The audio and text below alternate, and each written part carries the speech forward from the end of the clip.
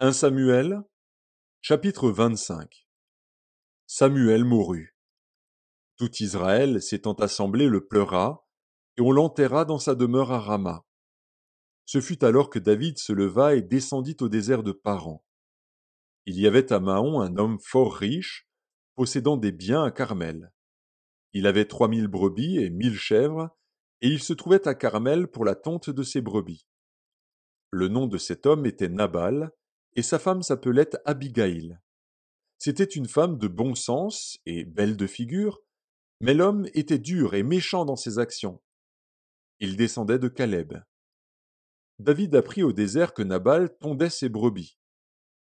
Il envoya vers lui 10 jeunes gens, auxquels il dit: Montez à Carmel et allez auprès de Nabal. Vous le saluerez en mon nom, et vous lui parlerez ainsi: Pour la vie soit en paix, et que la paix soit avec ta maison et tout ce qui t'appartient. Et maintenant, j'ai appris que tu as les tondeurs. Or tes bergers ont été avec nous. Nous ne leur avons fait aucun outrage, et rien ne leur a été enlevé pendant tout le temps qu'ils ont été à Carmel. Demande-le à tes serviteurs, et ils te le diront. Que ces jeunes gens trouvent donc grâce à tes yeux, puisque nous venons dans un jour de joie.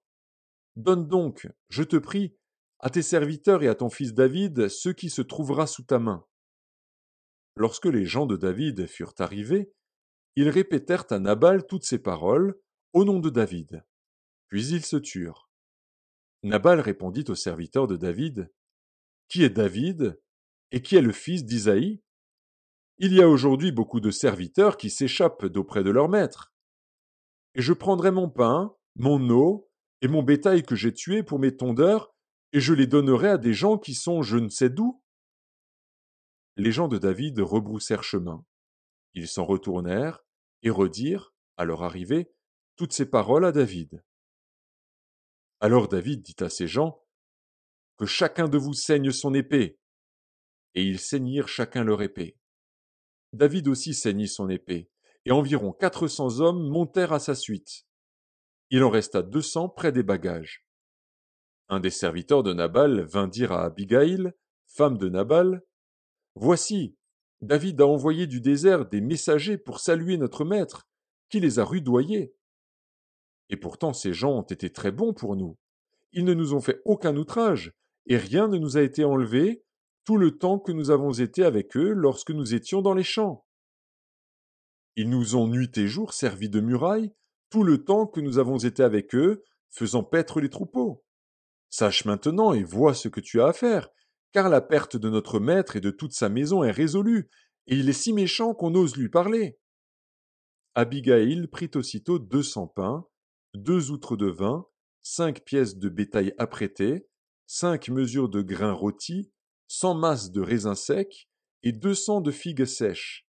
Elle les mit sur des ânes, et elle dit à ses serviteurs: Passez devant moi, je vais vous suivre.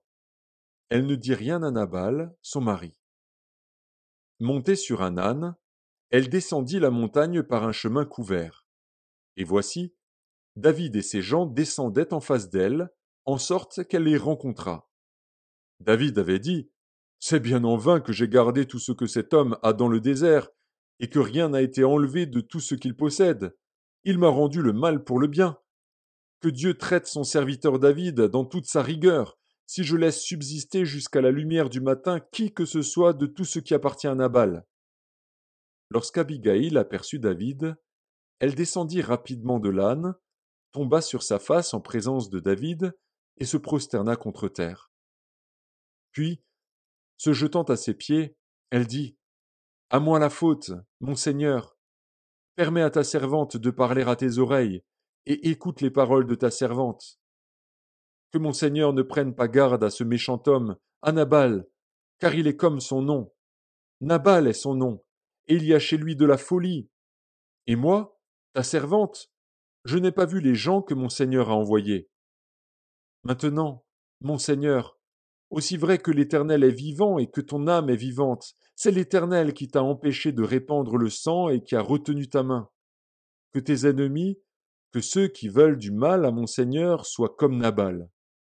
Accepte ce présent que ta servante apporte à mon Seigneur, et qu'il soit distribué aux gens qui marchent à la suite de mon Seigneur. Pardonne, je te prie, la faute de ta servante, car l'Éternel fera à mon Seigneur une maison stable. Pardonne, car mon Seigneur soutient les guerres de l'Éternel, et la méchanceté ne se trouvera jamais en toi. S'il s'élève quelqu'un qui te poursuive et qui en veuille à ta vie, l'âme de mon Seigneur sera liée dans le faisceau des vivants auprès de l'Éternel, ton Dieu, et il lancera du creux de la fronde l'âme de tes ennemis. Lorsque l'Éternel aura fait à mon Seigneur tout le bien qu'il t'a annoncé, et qu'il t'aura établi chef sur Israël, mon Seigneur n'aura ni remords ni souffrance de cœur pour avoir répandu le sang inutilement et pour s'être vengé lui-même. Et lorsque l'Éternel aura fait du bien à mon Seigneur, souviens-toi de ta servante.